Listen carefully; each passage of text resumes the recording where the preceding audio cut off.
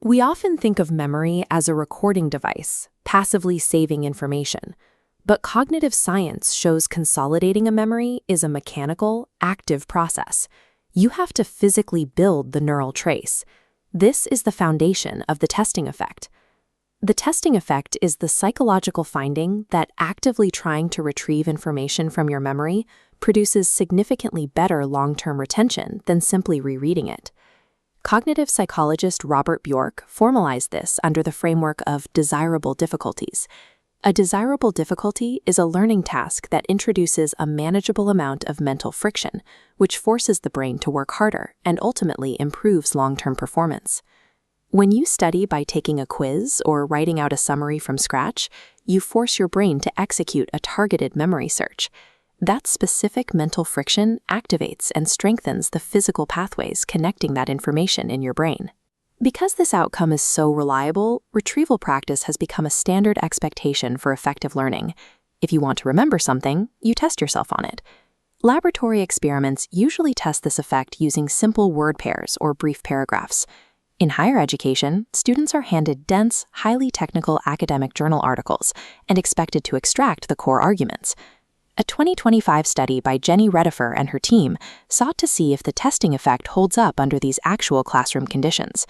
They assigned 213 undergraduates a 2,500-word published research article to study. This flowchart details the experiment. The control group simply reread the article. The 3 experimental groups engaged in active retrieval, free recall, a practice quiz, or generating test questions. A week later, all took a final test measuring long-term memory transfer. Based on decades of cognitive science, the retrieval groups should have easily outscored the rereading group. They didn't. None of the 3 high-effort testing strategies significantly outperformed the students who passively reread the text. The mechanism that makes retrieval practice work is cognitive effort. Yet when applied to highly complex text, that exact same effort causes the strategy to fail. This chart shows the final test scores out of 19 possible points. The reread control scored 8.13, free recall 7.35, practice quiz 8.01, and test generation 8.41. The differences between these bars are statistically insignificant. Rigorous mental search yielded no measurable memory benefit over reading. To understand why the learning stalled, the researchers looked at a secondary metric, self-reported cognitive load. Cognitive load measures exactly how much mental exertion the students experienced during the study phase. This chart shows the cognitive load data. Here, we see a stark statistically significant spike. The students assigned to free recall, quizzing, and test generation reported much higher mental strain than the rereading group. The retrieval students worked significantly harder, draining their mental energy, but they gained 0 advantage on the final test. Extra mental effort does not automatically translate into retention. If that effort is directed at the wrong cognitive bottleneck, it is entirely wasted. This is a visualization of working memory. Working memory is the cognitive system responsible for the temporary storage and processing of information. It is a strictly finite resource, represented here by a hard maximum capacity line. The first demand on this system is intrinsic load. This is the mental processing required just to decode the vocabulary, syntax, and concepts of a dense academic journal article. For novices, this instantly consumes most of the available space. Then comes extraneous load. This is the mental exertion required to execute a specific study strategy, like organizing thoughts to generate a novel test question. Stacked on top of the intrinsic load, the total volume exceeds the brain's processing limit. Under normal conditions, a testing strategy forces the brain to initiate a memory search, activating related details and permanently strengthening the network of information. A successful memory search requires available processing power. When working memory is completely overloaded by the text itself, the brain lacks the resources to complete the search and encode the new connections. A desirable difficulty requires the effort to be manageable. When the combined complexity of the reading material and the study strategy exceeds working memory capacity, it instantly becomes an undesirable tax. The researchers proved this using statistical mediation analysis. Mediation analysis is a method used to determine if an intermediate variable is secretly responsible for the observed relationship between an independent and a dependent variable. This diagram tracks the study's full mediation model. On the left are the assigned study strategies, in the middle is cognitive load, and on the right is final test performance. Look at the direct paths from the retrieval conditions to the center box. These positive numbers indicate that being assigned a testing strategy directly caused an increase in cognitive load. Now follow the path from cognitive load to final test performance.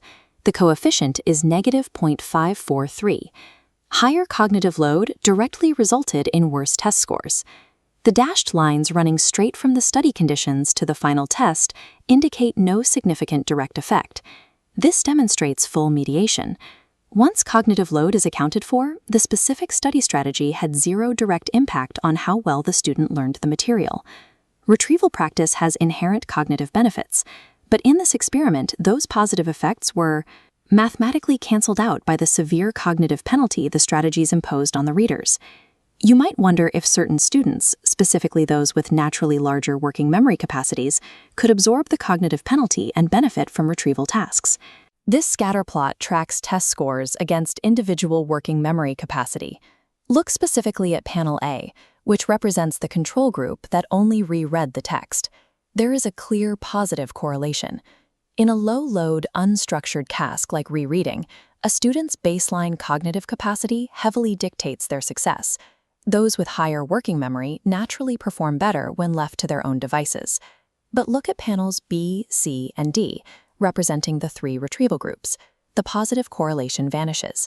The trend lines go flat. Forcing students to use a rigid, high-effort strategy levels the playing field by stripping away the natural advantage of a high working memory.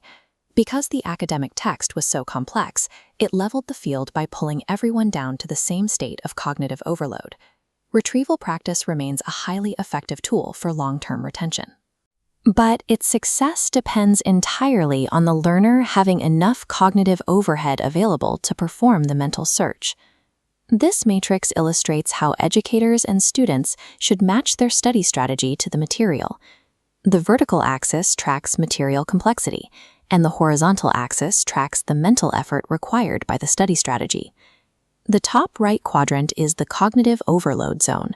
Combining high material complexity with a high effort strategy causes the learning process to break down. This highlights a psychological principle called the expertise reversal effect. When novices encounter highly advanced text, they must begin with low-effort strategies like simple rereading. This builds an initial mental model and reduces the intrinsic load of the material. Only after that baseline comprehension is secure does the subjective complexity drop. At that point, the learner has the cognitive capacity to transition to high-effort testing strategies to build durable, long-term retention. Effective learning depends on a dynamic balance between the cognitive weight of the material and the mental friction of the strategy used to study it.